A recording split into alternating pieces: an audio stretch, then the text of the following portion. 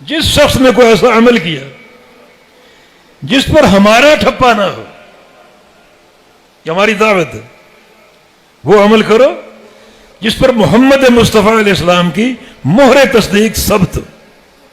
من عمل عملا لیس علیہ امرنا فہو رد،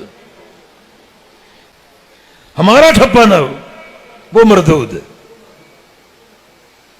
یہ حدیث قاعدہ کلیہ ہے، اس کو علماء نے تحصیل کا درجہ دیا. ایک قول فصل ہے، یہ من میں عموم ہے. وہ شخص کوئی بھی ہو، بڑا ہو چھوٹا ہو، مالدار ہو غریب ہو، مرد ہو عورت ہو، حاکم ہو محکوم ہو، عالم ہو یا جاہل ہو، عموم ہے اس میں. اور عملاً میں بھی عموم ہے، کوئی عمل کر لے، عقیدے کا ہو، احکام کا ہو، معاملات کا ہو، فضائل کا ہو، کوئی بھی عمل.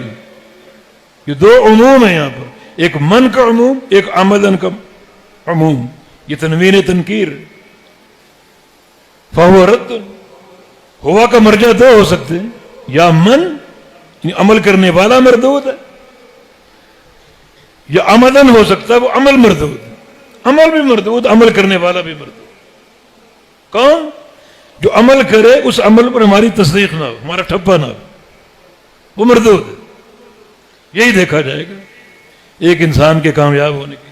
یہ نہیں دیکھا جائے گا کس رنگ کی پگڑی پہنتا تھا، ٹوپی کا ڈیزائن کیا تھا، قادریں کیسی تھی، یہ نہیں دیکھا جائے گا.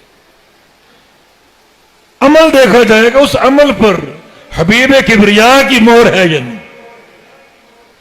ہر عمل کی صحت کی ظاہری برہان ہے، اور میزان میں یہ صلاحیت ہوگی کہ جو عمل نبی علیہ السلام کے طریقے کے مطابق ہوگا اس کا وزن بنے گا، ورنہ نہیں.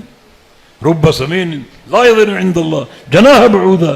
قیامت کے دن بہت سے بھاری بھرکم لوگ آئیں گے، موٹے سادے، لمبے تڑنگے. اللہ فرمائے ان کو ڈال دو میزان میں، ان کے اعمال سمیت تولو، ان کو، انہیں بھی تولو، ان کے اعمال کو بھی تولو. جب تولا جائے گا نتیجہ کیا نکلے گا؟ ان کا وزن ایک مچھر کے پر کے برابر بھی نہیں ہوگا. عمل کی قطاریں لگا دیتے تھے مگر ریاکار تھے، عمل کے ڈھیر لگا دیتے تھے مگر بدعات، سنت کے مطابق نہیں، نبی علیہ السلام کی احادیث کے مطابق نہیں، تو بیکار ہے.